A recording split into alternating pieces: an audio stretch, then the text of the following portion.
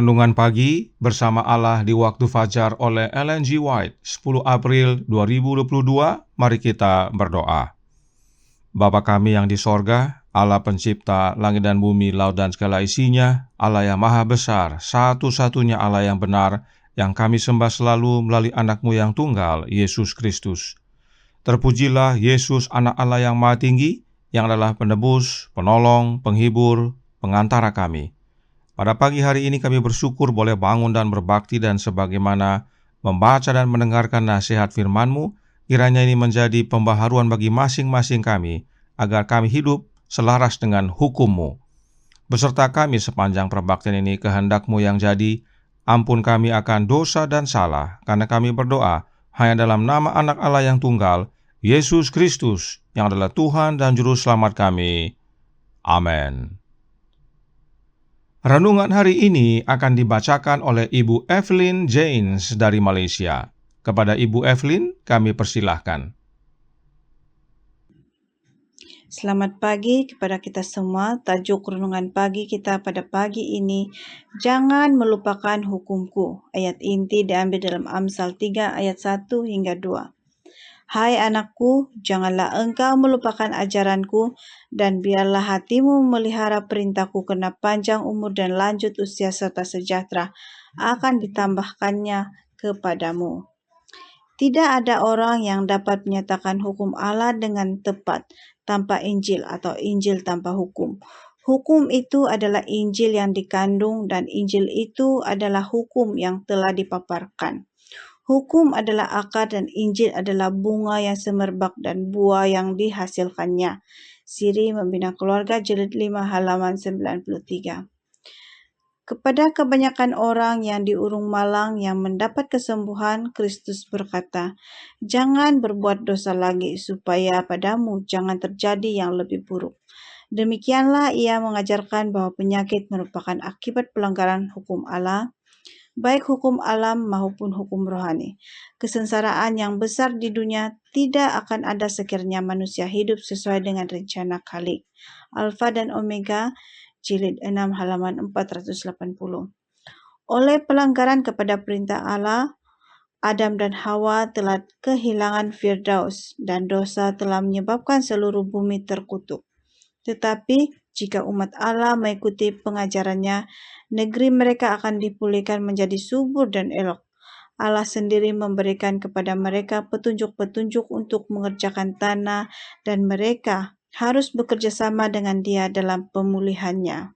Demikianlah seluruh negeri di bawah pengendalian Allah akan menjadi suatu pelajaran yang praktis dari hal kebenaran rohani.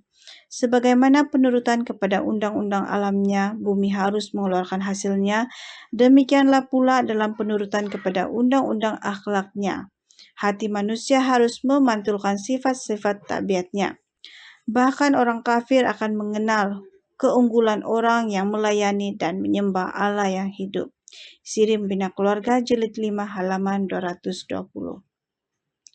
Hanya oleh menerima kebajikan dan karunia Kristus kita dapat memelihara hukum. Percaya atas perdamaian untuk dosa menyanggupkan manusia yang telah jatuh untuk mengasihi Allah dengan segenap hati dan mengasihi sesama manusia seperti ia mengasihi dirinya sendiri. Siri Membina Keluarga, Jilid 5, halaman 291. Terima kasih. Terima kasih atas penata layanan Ibu Evelyn. Tuhan Yesus memberkati. Selamat pagi saudaraku dalam Tuhan. Renungan hari ini berkata dalam Bersama Allah di Waktu Fajar, halaman 118, paragraf pertama, tidak ada orang yang dapat menyatakan hukum Allah dengan tepat tanpa Injil, atau Injil tanpa hukum. Hukum itu adalah Injil yang dikandung, dan Injil itu adalah hukum yang telah dipaparkan. Hukum adalah akar, Injil adalah bunga yang semerbak, dan buah yang dihasilkannya. Artinya, hukum dan Injil tidak dapat dipisahkan. Keduanya satu. Hukum itu adalah perjanjian lama, dan Injil itu adalah perjanjian baru. Keduanya juga satu. Roh Nubuat berkata dalam Membina Kehidupan Abadi, halaman 95, paragraf pertama, banyak orang yang mengaku percaya dan mengajarkan Injil berada dalam kekeliruan yang sama. Mereka menyisihkan kitab suci Perjanjian Lama yang berbicara mengenai Kristus. Kitab-kitab suci itu memberi kesaksian tentang aku. Dalam menolak yang lama, sebetulnya mereka menolak yang baru, karena keduanya adalah bagian dari suatu kesatuan yang tak terpisahkan. Perjanjian Lama tidak bisa disisihkan karena itu memberi kesaksian tentang Yesus, dan kesaksian tersebut digenapi dalam Perjanjian Baru. Karenanya, Perjanjian Lama dan Perjanjian Baru tidak dapat dipisahkan. Keduanya satu, sama dengan hukum dan Injil, tidak dapat dipisahkan. Tidak heran Roh Nubuat menyatakan dalam Selected Messages buku kedua halaman 106 paragraf 2 yang berkata, Kristus datang ke dunia kita untuk menyatakan karakter Allah sebagaimana yang digambarkan dalam hukumnya yang kudus. Karena hukumnya adalah salinan karakternya, Kristus adalah hukum dan Injil. Tidak heran, tidak dapat dipisahkan, karena baik Perjanjian Lama dan Perjanjian Baru, serta hukum dan Injil adalah tentang dan menyatakan Yesus. Karenanya Yesus tidak lupa akan hukum Bapanya. Alkitab dan Nubuat berkata dalam Kerinduan Segala Zaman buku pertama halaman 82 paragraf 2, dikatakan, teman-temannya orang muda membujuk dia supaya melakukan apa yang mereka lakukan. Ia pintar dan selalu gembira. Mereka merasa senang kalau ia ada, serta menyambut gembira anjuran-anjurannya yang selamanya siap sedia. Tetapi mereka tidak sabar akan sikapnya yang amat berhati-hati dan menyebut dia seorang yang berpandangan sempit dan picik. Yesus menjawab, ada tertulis, dengan apakah seorang muda mempertaruhkan kelakuannya yang bersih? Dengan menjaganya sesuai dengan firman-Mu. Dalam hatiku aku menyimpan janjimu, supaya aku jangan berdosa terhadap engkau. Mazmur 119 ayat 9 dan 11. Kemudian, Kerinduan Segala Zaman buku pertama halaman 82 paragraf 3 berkata, acap kali ia ditanya, mengapa engkau selalu suka menyendiri dalam segala tingkah lakumu, berbeda dari kami semuanya? Ada tertulis katanya, berbahagialah orang yang hidupnya tidak bercela, yang hidup menurut Taurat Tuhan. Berbahagialah orang yang memegang peringatan-peringatannya, yang mencari Dia dengan segenap hati, yang juga tidak melakukan kejahatan, tetapi yang hidup menurut jalan-jalan yang ditunjukkannya. Mazmur 119 ayat 1-3. Yesus, saudaraku dalam Tuhan, tidak lupa hukum Bapanya, dan karenanya karakter Yesus berbeda, yaitu karakter Bapanya. Sebab memang Yesus datang ke dunia ini untuk menyatakan karakter Bapanya.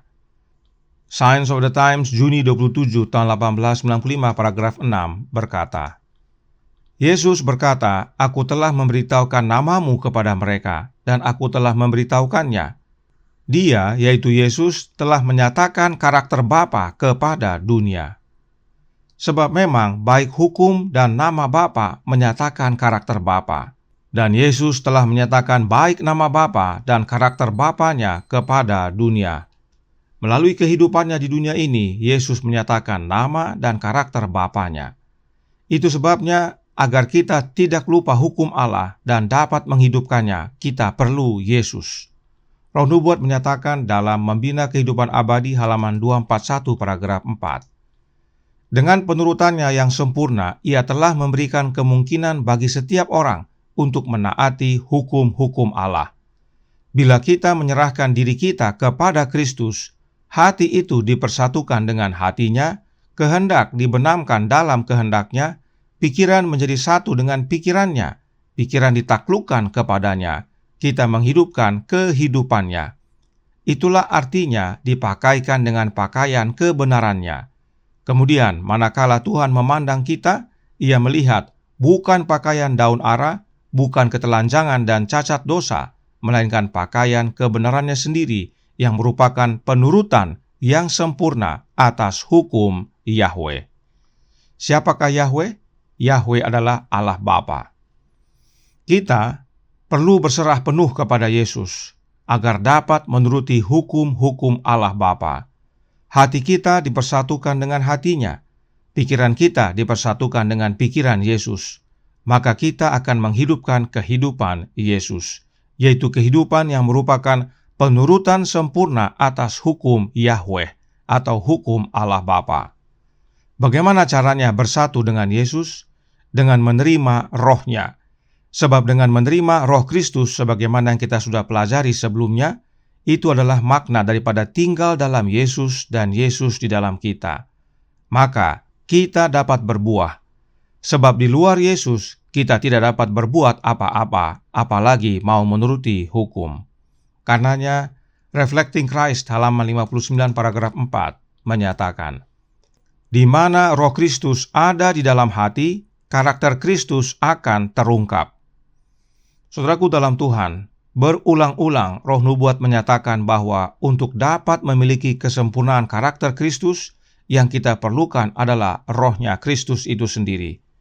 Inilah yang renungan hari ini nyatakan bahwa hanya oleh menerima kebajikan dan karunia Kristus kita dapat memelihara hukum.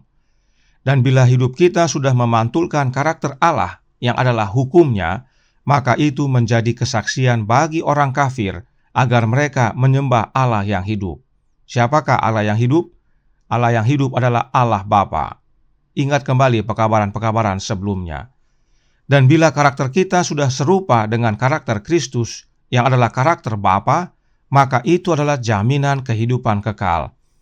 Sebab kesempurnaan karakter itu bukan hasil usaha kita, namun Kristus yang hidup dalam kita yang mengerjakannya, yaitu oleh kehadiran roh-Nya. Karenanya, agar jangan lupa hukum Allah, yang kita perlukan adalah kehadiran Kristus dalam hati kita, yaitu oleh kehadiran roh-Nya, maka bukan hanya kita akan ingat akan hukum Allah, namun kita akan menurutinya dengan sempurna. Hukum Allah menjadi kehidupan kita, dan mengubahkan karakter kita menjadi serupa dengan karakter Kristus, siap menyambut Dia datang kedua kali. Tuhan memberkati, saya bawa dalam nama Yesus. Amin. Mari kita berdoa. Bapa kami yang di sorga, Allah pencipta langit dan bumi, laut dan segala isinya, Allah yang maha besar, maha kuasa, sumber segalanya, yang kami sembah selalu melalui anak-Mu yang tunggal, Yesus Kristus.